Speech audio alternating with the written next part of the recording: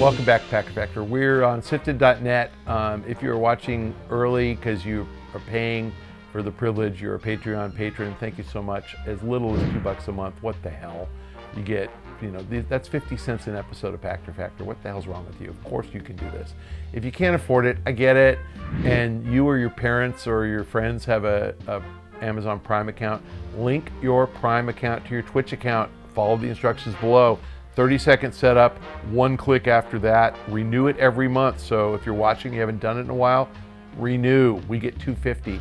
Do it. It's extra money. Shane can afford gas. I get nothing. But otherwise, I'm going to stop doing this. And if you really enjoy this, do it. From James Moran comes our first question. I actually know a James Moran. Epic just bought the company that makes Rocket League. That would be called Psyonix. What is the thinking behind this purchase? The game is kind of yesterday's news, and the studio's never made anything else. Rocket League's a big deal. I actually think Rocket League is an esport caliber game.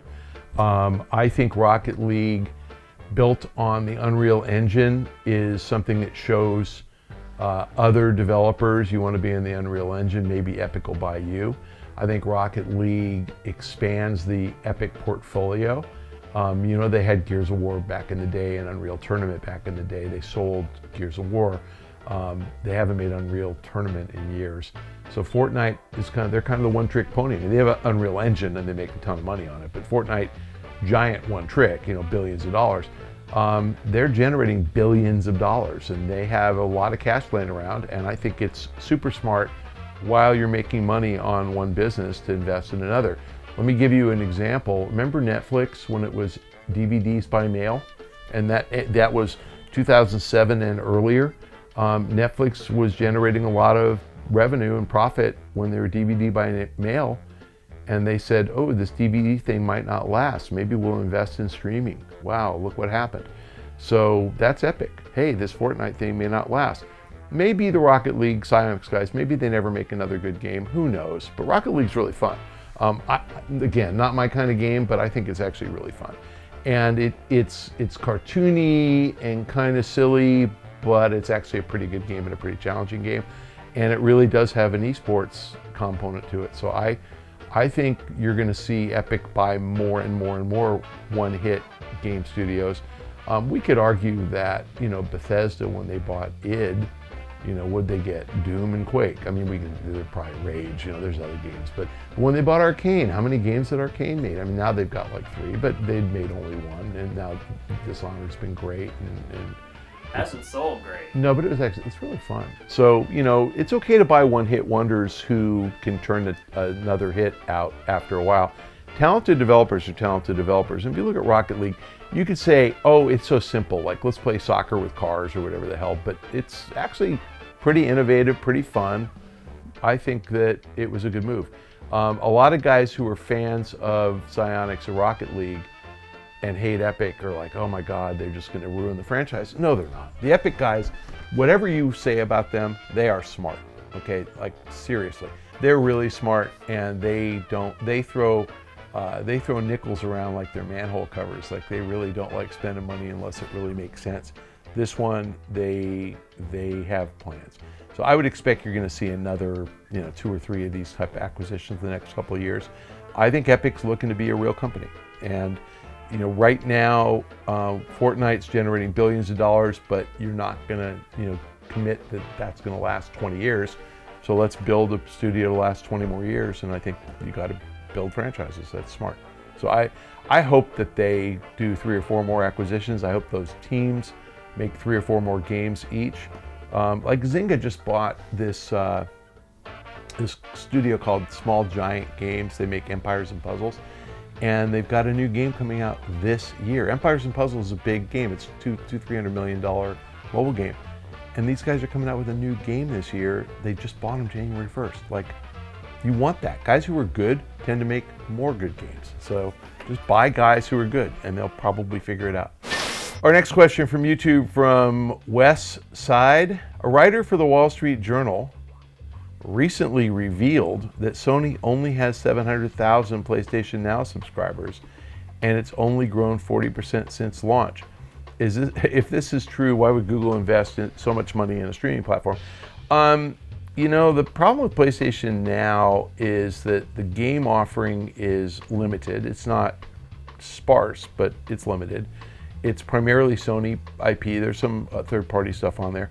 It's not a standalone subscription where you don't need any hardware. You have to buy the hardware. So 700,000 out of, I think they've announced 90 million or 91 million PlayStations. You know, it's not a giant number. It's under 1%, but they have to show the value proposition, and it's not free. It's $10, I think, 10 or 15. In addition to your PlayStation Plus subscription, there's just not that many people who have $15 extra a month to spend that really want to play PlayStation catalog games. I think it's a great service. They gave it to me for free, and I played it for a couple of months. It's great. It works. But I think Sony didn't do it to make money on it now. I think Sony did it to position themselves for things like Google Stadia, that if the world moves off console, Sony wants to be ready. So they bought the technology, they bought OnLive, and they bought Gaikai. PS Now works. Google Stadia is the same thing. You know, Google will tell you it's better. They both do the same thing, and however they get there, you know, that's like, I don't understand how anything works, but however they get there, it doesn't really matter. You know, it's like a car can have a rotary engine or a piston engine, and they both get you from, or an electric engine, they get you from point A to point B pretty fast. It doesn't matter how they get there. They all work, and I think Sony bought these companies and launched PS Now just to prove that they can do it. And when this becomes popular, if it does, I think Sony wants to be prepared for life after console. So I think that's it. Why would Google invest so much money? Because they can, because they have so much money. Google, I think, is building out its enterprise cloud business. So Google, and they don't disclose anything, but they're trying, like there's Amazon Web Services and Microsoft Azure are two of the big players in cloud, you know, not cloud gaming, cloud enterprise. So if if your bank account is kept in the cloud, or if you're, you know, any of your data, Apple has it, obviously iCloud. If all of your stuff is in the cloud, these guys have to build out humongous infrastructure to deliver that, and they do it for enterprises. So they do it for, you know, movie studios. They do it for the Department of Defense. I mean, they have everything. And so once they built this massive infrastructure, and you know, I think AWS is at Amazon Web Services, a $30 billion annual run rate. So it's giant. They make a ton of money. So if you're generating $30 billion a year for Amazon, and Google wants a piece of that, I think Google may have said $5 billion this past quarter. So they're probably a $20 billion rate. But if they want that to be $100 billion, and they're building all that infrastructure for enterprise anyway, why not use it for gaming? It's free money. They've already built the infrastructure. So when you say why are they investing, they're not investing to deliver games. They're investing to serve enterprises, because their goal is nobody stores any data anywhere. Everything you do is in the cloud, and they're the storage for everything, and they're the processor for everything. And once they've built that, why not deliver games? So I think that's coming, and I think Google's real, and I think Google's going to be good at it.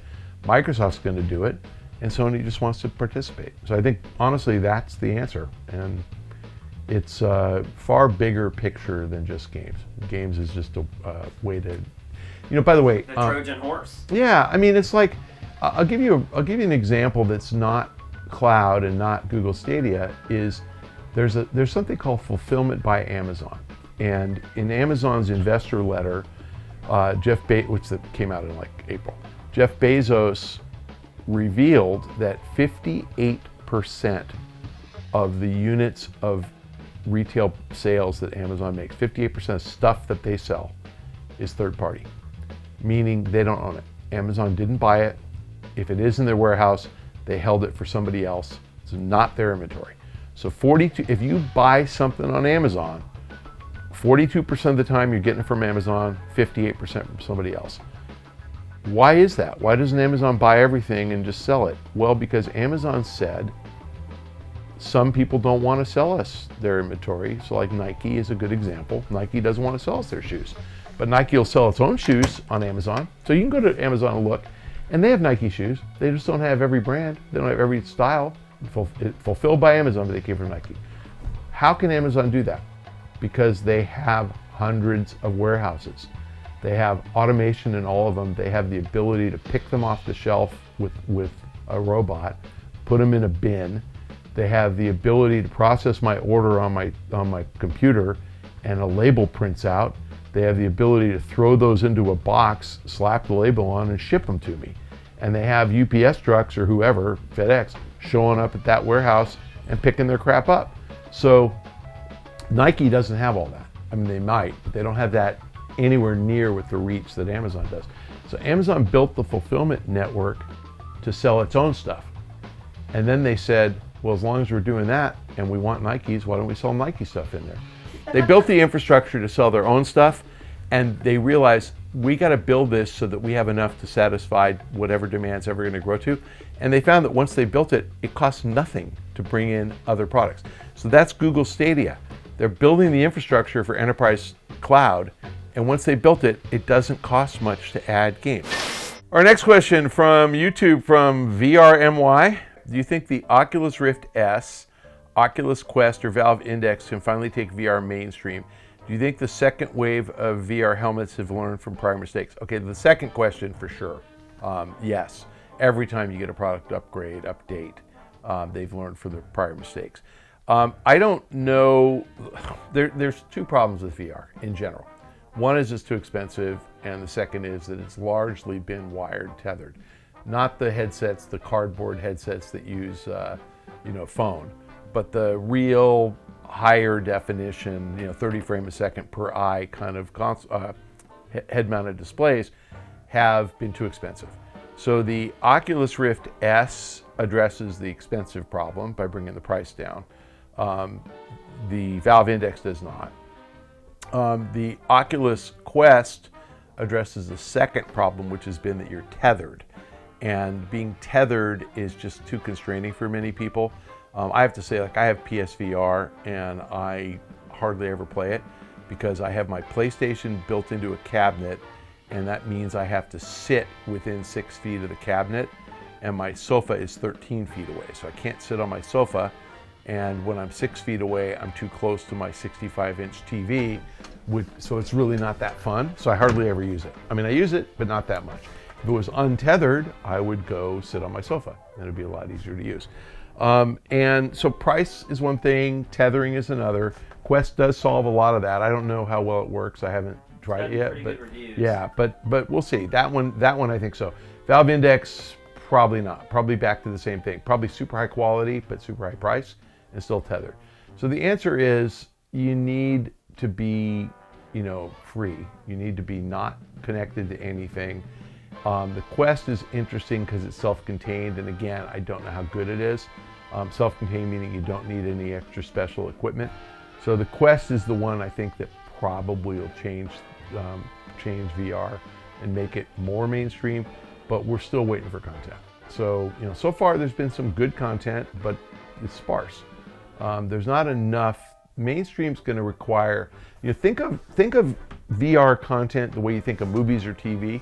We can't survive on 10, Marvel movies a year. I mean, that wouldn't sustain box office. You need 100. You need the shows like Quiet Place. You need those smaller films that are or American Sniper, that are different and fun and not, superhero blockbuster films. So you can't have box office without the occasional Get Out. You need variety because some people just want to see, The Nun, horror movies. Some people want to see, anything with Seth Rogen, like comedies, and some people want to see blockbusters. So you're going to need the same thing for VR to go real mainstream. You're going to have something for everybody, and it's going to take years.